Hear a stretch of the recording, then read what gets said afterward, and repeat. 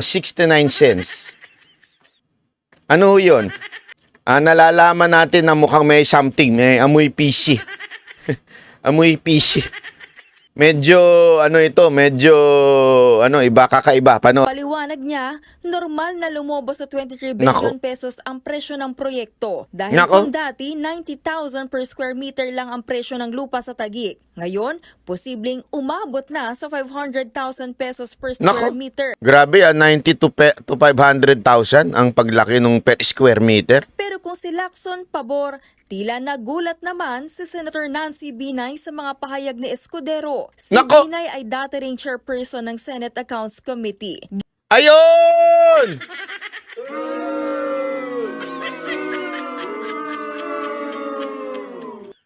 Si Senator Binay naman pala ang chair ng Senate Finance Committee. Siya pala yung in charge. Ang budget para sabi nito tingnan mo yung argument ni Binay. Matagal ng senador si Escudero at alam naman niya 8.9 billion yan. Alam naman talaga niya 8.9 billion. Ang kini-question niya yung pagtaas. Paglobo. Hindi naman niya kini-question yung 8.9 billion eh.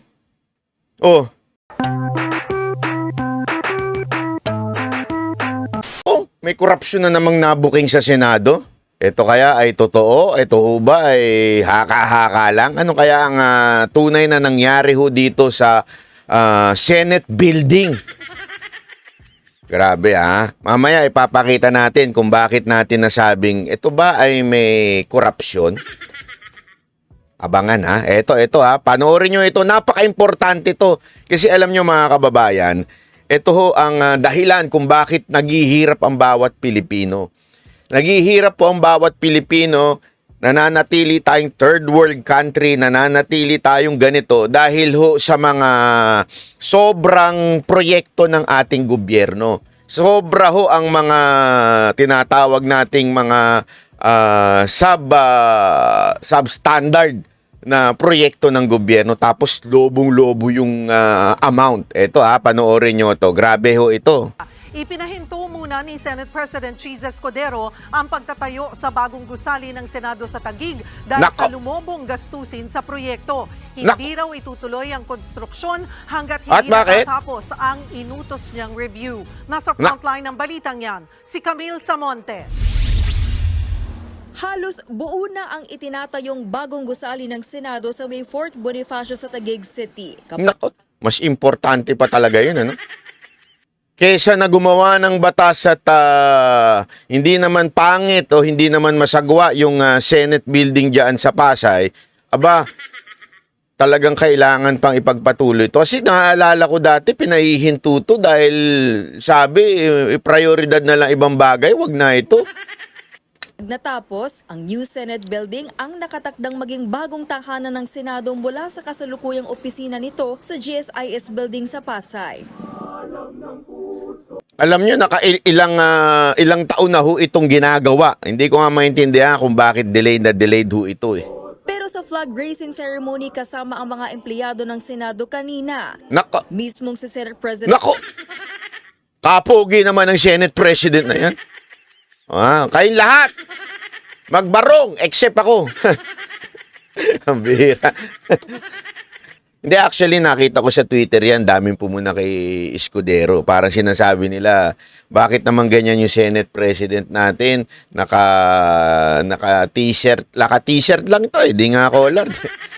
Although, sigurado ako mamahalin yan. At the same time, nakamaong. Tapos nagagalit pa sila, bakit daw nakahikaw? Sa akin naman, ito naman ang punto ko dyan. Wala namang problema yan as long as nagagawa mo yung trabaho mo Wala namang problema yan, basta allowed din yung iba. Baka mamaya magalit ka pag hindi nakabarong yung iba. Dapat pantay-pantay. Hindi pwedeng At saka pwede ba yung iba ring mga kababaihan dyan? Pwede ba naka-skirt na lang? Parang, o kaya maganda siguro, kunin mong fashion designer yung jowa mong si Heart Evangelista para damitan niya lahat ng mga kababaihan dyan. Para pagka pumunta dyan, parang may passion statement ang Senado, di ba? Hindi. Biro lang, Senator Cheese. Pero ito, sa akin naman talaga walang issue yung ganyan-ganyang pagdadamit. Okay lang naman yan. As long as naayos nila trabaho nila. Yun ang importante sa atin. Cheese Escudero na ang nagsabing malabo pa raw silang makalipat sa lalong madaling panahon. Marami pa raw kasing kailangang resolbahin sa proyekto. Hindi totoo na makakalipat tayo sa bagong gusali, lupa at building ng Setyembre. Sino man nagsabi? Kalala ko na. Si Pangako Guy. Si full of promises na si ano ba yun? Subiri ba yun? Ewan natin, di natin alam Hindi rin totoo na aabot tayong makalipat bago matapos ang Nako. taon. Nako. Kahit hanggang 2025, sa palagay ko'y hindi pa rin. Ayon pa kay Escudero, nagulat siya sa laki na pala ng gastusin sa pagpapatayo ng new Senate building. Mula sa orihinal na 8.9 billion pesos noong 2019, mahigit doble ang tinaas nito. Ay, grabe naman. Grabe. Hindi lang doubled. More than. Kasi 9 na, sabihin na natin, round up natin. 9 plus 9, 18. 23 ito. So may additional pang, ano kaya yung 18, 23 minus 18, may additional 5 billion. Kanino kaya mapunta yun? Question lang naman. Malay natin kung yung ba ay talagang legit na paglobo o ito ay dahil lang siyempre, alam mo naman yung pera, di ba? Bumababa yung halaga ng pera. Baka siguro kaya lumobo ng todo-todo. O baka naman kaya pinoprolong para talagang humaba yung construction tapos tumaas yung presyo. Bawat pagtaas ng mga construction material, syempre meron nagaganap na nabilihan doon pagpatong, di ba? Hindi, Banat Bay, masyado ka namang haka-haka mo lang yan. Hindi naman totoo yan. Haka-haka mo lang yan. Hindi. Eto, makinig kayo na mabuti. Dito, nung narinig ko to, medyo tumindig talaga yung aking senses, ika nga. Yung aking, 69 cents. Ano yun? Nalalaman natin na mukhang may something, may amoy PC. Amoy PC. Medyo, kakaiba. Panoorin nyo, ha? Aabot na sa higit 23 billion pesos ngayon. Sa ngayon, 10 billion pesos na raw ang naibayad ng Senado para sa proyekto. Nagpagawa ng sariling gusali ang Senado para hindi na ito gumastos ng bilyong-bilyong pisong renta sa GSIS. Sa ngayon kasi mahigit 127 million pesos ang binabayarang renta ng Senado kada taon. Pero dahil sa laki ng diferensya sa required na budget noon at ngayon, ipinatigil muna ni Escudero ang pagbabayad at konstruksyon sa new Senate building. Ipapareview muna sa Senate Committee on Accounts ang proyekto. Nauuhiyan lang ako. Nakakagulat at masama sa panlasa, nagagastos ng ganito kalaki. Ang Senado, nais kong tingnan. Correct. Alam mo, yun ang dyan gagastos ang Senado. Wala namang problema kung tayo ay isang mayamang bansa at tayo ay may sobra, wala namang problema, gumastos ng malaki. Kaya lang mas marami pa ho sanang magandang prioridad ang Senado kesa naman po yung gumastos sa ganyan. Sabi nga nung iba, Banat Bay, kasi yung gastos na rental dun sa building ngayon, sana dyan na lang napupunta. Wala namang problema sana ho yun. Pero kung ganyan yung lobo, medyo sobrang laki ho niyan. Baka makailang taon muna bago maabot yung ganyang kalaking amount para dun sa rental, di ba? So, tingnan natin. Ewan ko. Masyado kasi yung paglobo tingnan nga natin, sino ba kasi gumawa nito? Sino ho bang, kaninong construction po ba ito? Tingnan nga natin. Muna at suriin ito ng gusto. Kung talaga bang nararapat ang cost at kung paano ito mapababa. Paglilinaw ni Escudero, wala silang nakikitang anomalya sa proyekto. Wala. Gusto lang daw niyang ipabusisi ang mga detalye. Nako, sino ba yan? Si Subiri. Hoy! Talagang aktibo si Sir, ha? Nito para malaman kung pwede pang mapababa ang gastos para rito. Una na kasing pinuna sa report ng Senate Accounts Committee na may mga binago ang kontraktor ng new Senate building sa detalye ng Nako! proyekto. May binago pa? Nagresulta raw ito sa karagdagang gastusin na aabot sa 833 million pesos. Nako, yan na ba yun? Yan na ba ho yung bibinago daw? Hindi, malay lang naman natin. Ito, haka-haka lang naman to. Malay po natin merong bumulong dyan. Pre, asan yung akin? Bakit ganyan lang yung amount niyan? Paano na yung sa akin tsaka kay boss? Baka naman, paano na tayo niyan? Paano yung for the boys dyan? Hindi, baka ganun lang ang usapan. Hindi tayo sigurado dun. Haka-haka lang yun. O, paano naman kay for the boys dyan? Ay, masyado naman. Okay. Sabi nung construction, sabi niya, sige. Tingnan natin, lakihan natin. Haka-haka lang naman yan. Ang Hillmars Construction Corporation ang kontraktor ng new Senate building. Sila rin ang kumpanya na nadawit sa umano'y overpriced na parking building ng Makati City Hall 2. Ano daw? Yung construction na gumawa dito sa Senate building, same construction din daw na gumawa doon sa Nabuking. Naku. TV5 ba? Baka mamaya ako na naman pagbintangan naglabas niyan. Galing sa news nyo yan. Yung Senate building, yung construction diyan, same construction daw doon sa maanumalyang construction sa Makati.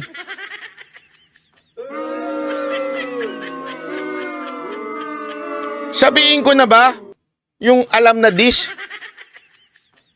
Ulitin nga natin.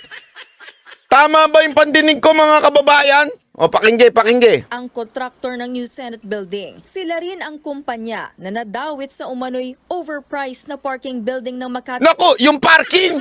Nakamahal na parking! Utang na.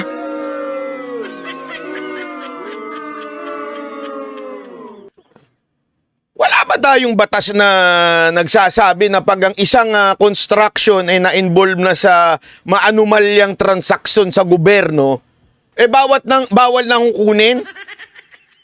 Na-involve ka na nga doon sa construction, doon sa gobyerno. O, di ba? Na-involve ka na sa anomalya, tas kukunin ka pa? Abay, isang malaking katarantaduhan ata to, Malaking katarantaduhan o ata ito, sir, mga ma'am. Hindi, ito logic says, alam mo nang yung construction na yun may anomalya, na may problema, tapos kukunin mo pa. Parang ganiri lang to di ba? O are, ikaw, may boyfriend may lalaki na liligaw sa'yo, gusto ka maging boyfriend. Pero itong boyfriend na to, meron na tong history na may bet ka. Merong history ito na ng bababae. Tapos winarningan ka na ng mga kaibigan mo. Best friend, wag mo nang yan kasi may may istorya yan ng ng babaero. Minsan nga hindi lang babaero. Aklakero pa. Pag wala ng pera yan, tumatakbo na yan sa mga 150. Huwag mo nang sagutin yan, delicates ka dyan. Di ba? Sabihin sa'yo, delicates ka, huwag ka na dyan. Bakit ka pa dyan sumasama? Huwag mo na sagutin yan. Ikaw naman, tanga, marupok. Hindi, nagbago na daw siya. Nagbago na, hindi na daw siya ganun. Iba na siya lang ngayon. Ang bait niya, Panay ang bigay ng bulaklak. Alam mo, kaya panay ang bigay ng bulaklak niyan kasi gusto lang niyan maamoy yung bulaklak mo. Gusto nilang matikman yung bulaklak mo, Huwag kang tanga. Gago! Di ba? Ikaw naman, tanga-tanga talaga. Pumatol ka pa. Ayan, inulit. Tapos magagalit ka ngayon doon sa lalaki, inulit. Kung sagutin nga kaya nung lalaki, ang tanga mo naman Ginawa ko na nga ito nun, ulitin. Sinagot mo pa ako. O, parang ganyan yung nangyari dito eh. O, maanomalya na nga itong construction na ito. Hindi ako nagsabi frontliner Frontline pala, Frontline Pilipinas, TV5 ang nagsabi niya na maanomalya yung kumpanya. Tapos kinuha pa sa Senado. Sino bang senator ang in charge dyan? City Hall 2 na inimbestigahan sa Senado noong 20 Mantakin mo, inimbestigahan na nga sila sa Senado, kinuha pa sila ng Senado. Siguro sabi ng Senado, kayo, involved kayo sa anomalya. Meron kayong record na nagbibigay kayo Sabi siguro ng Senate, sige, kunin namin kayo. Kita mong katarantaduhan, di ba? Anak ng weteng ka, oo. 14. Wala akong binibitiwang akusasyon laban kanino man. Wala daw siyang akusasyon Wala daw siyang sinasabing akusasyon kahit kanino man. Pero ang tanong, sino bang in charge dyan? Panoorin nyo. Subalit nagulat lang ako at hindi naging magaang natanggapin ko bilang tagapangulo ng Senado na gumastos ang pamahalaan Nako. mula sa kaban ng bayan ang nang ganito kalaki. Pabor naman si dating Senator Ping Lacson na Buti. reviewin ng tinatayong gusali. Siya rin kasi ang Siyempre si Senator Lacson hindi pwedeng papahulihan. 2025 na, malapit na eleksyon. Kaya kailangan siya magkomento kahit hindi na po siya senador. Hindi, bilang senador naman dati, nagkomento lang siya. Kayo naman.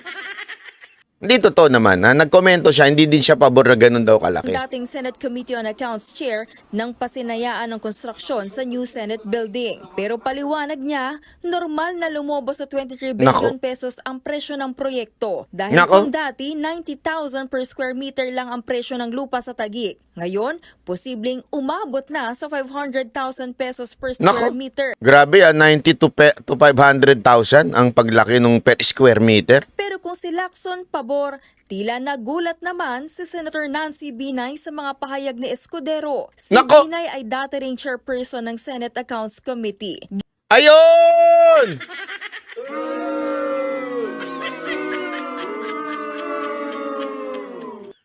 Si Senator Binay naman pala ang chair ng Senate Finance Committee.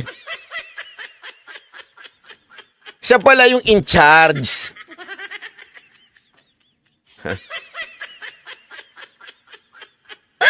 Alam na. Wala tayong pinagbibintangan Hindi kasi, this is just so funny. Bakit kanyo? Sino ba yung na-involve doon sa Makati na anomalya? Construction. Sino ba yung nahatulan doon? Di ba mga Binay? Yung kapatid nga nito nahatulan Di ba? Yung construction doon. Tapos, ito naman ang pinuno ng Senate Finance. Ibig sabihin siya yung in charge sa pera.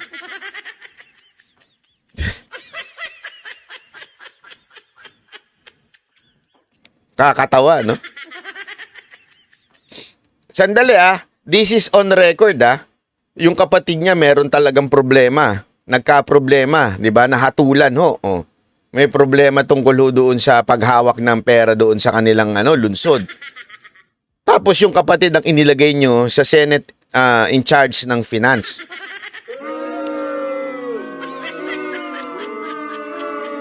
Tapos ito matindi. Ito matindi. Same construction company ang ginamit dun sa, may anomalya dun sa Makati, parking, yun din ang construction dito sa Senate building. Ang tawag dyan, coincidence.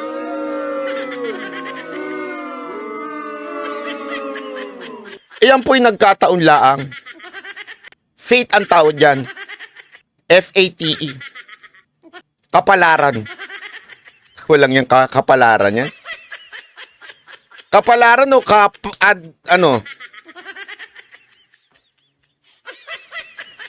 Again, wala po tayong hinuhusgahan dito Wala po tayong sinasabi na si Madam involved sa anything Pero kailangan ko ba bang ispellingin yan?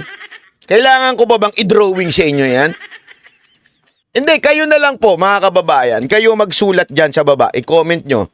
ito ho ba ay sa tingin nyong katanggap-tanggap sa ating mamamayang Pilipino? Katanggap-tanggap po ba yung paglobo ng hindi lang 2 times, more than 2 times? At ang pinag-uusapan dito, hindi milyon, bilyon. Ibig sabihin, kung yung milyon nga, magugulat ka kung 2 times eh. Ito, bilyon. Ang pagka 2 times niya, bilyon. Alam nyo ba kung gaano kadaming zero ang bilyon? Tapos, hindi ba mag-iinit ang puwet mo? Ang construction ay same ng construction company doon sa may anomalya na sa Makati. Ang nag-handle pa ay yung namumuno sa Makati. Ewan ko na lang. Hindi, ako wala tayo sinasabi dito Wala tayo sinasabi. Antayin natin magpaliwanag si Senator Binay kung ano nangyayari dyan. Pero sandali. Pilipino naman kami, hindi naman po kami pwedeng magbulag-bulagan at magtanga-tangahan. Dami na nga nagtanga-tangahan noong 2022. Magtatanga-tangahan pa rin ngayon. Pero there is something, ika nga. May nangangamoy. Alam mo, ang tae. Hindi, ito, walang biro ito Subukan nyo. I-try nyo lang naman. Yung tae, subukan mong tumaya sa dyaryo. Balutin mo. Balutin mo. Ilagay mo yan sa kwarto mo. Eventually, mawawala amoy niyan sa tingin nyo. Mangangamoy at mangangamoy yan. Di ba? So, kayo na lang po ang bahalang humusga. Giit niya, senador na raw noong 2019 si SP Escudero at matagal niyang alam na 8.9 billion pesos ang nakalaang budget para sabi nito tingnan mo yung argument ni Binay. Matagal ng senador si Escudero at alam naman niya 8.9 billion yan. Alam naman talaga niya 8.9 billion. Ang kini-question niya, yung pagtaas. Paglobo. Hindi naman niya kini-question yung 8.9 billion eh. Tuloy. gusali pa lang. Iba pa raw dito ang gagastusin para sa ibang bahagi ng proyekto. Sa kabila nito, handa naman daw siyang magpaliwanag ng direkta kay Ay, magpaliwanag ka talaga. Escudero kesa ang makinig ang bagong leader ng Senado sa mga bubuyog at Nako, pinagbintangan pa yung mga bubuyog. Sino kaya yung bubuyog na yon? Patay tayo dyan. Patay tayo dyan. Parang alam ko na nangyayari dito Nagtuturuto si Binay Siguro sino kaya sa tingin niyo yung bubuyog na pinagbibintangan niya? Ako may hinala ako. Alam naman natin kung sino yung parang malapit, di ba? Kay Escudero. Si Cayetano. Bakit niya sinasabing bubuyog? Alam mo naman, may alitan ng mga Binay at Cayetano. Di ba? Alam niyo yan. Dahil olat po ang mga Binay sa mga Cayetano dyan sa Taguig.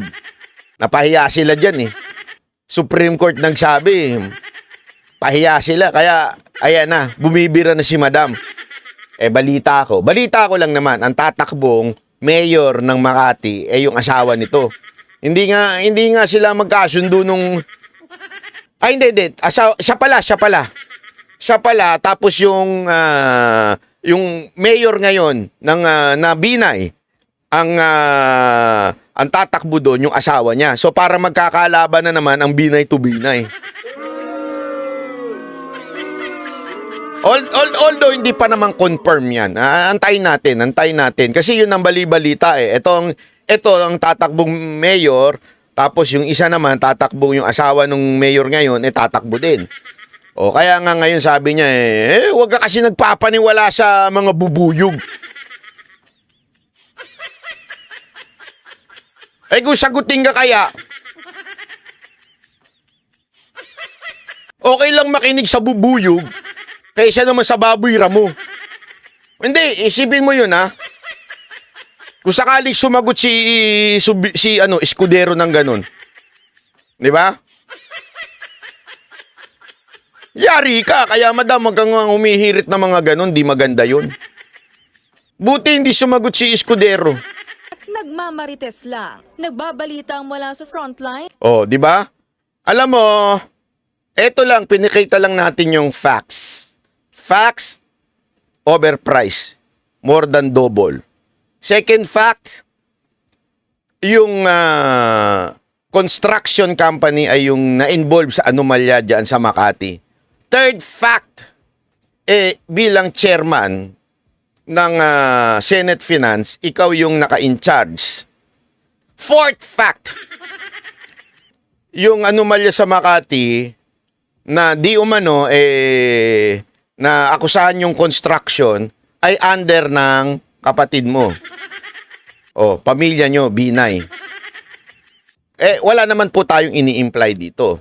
Pero kayo na lang mga kababayan na mag-isip sa inyong tamang lohika, ano sa tingin ninyo ang nangyari dito sa Senate building sa Senado?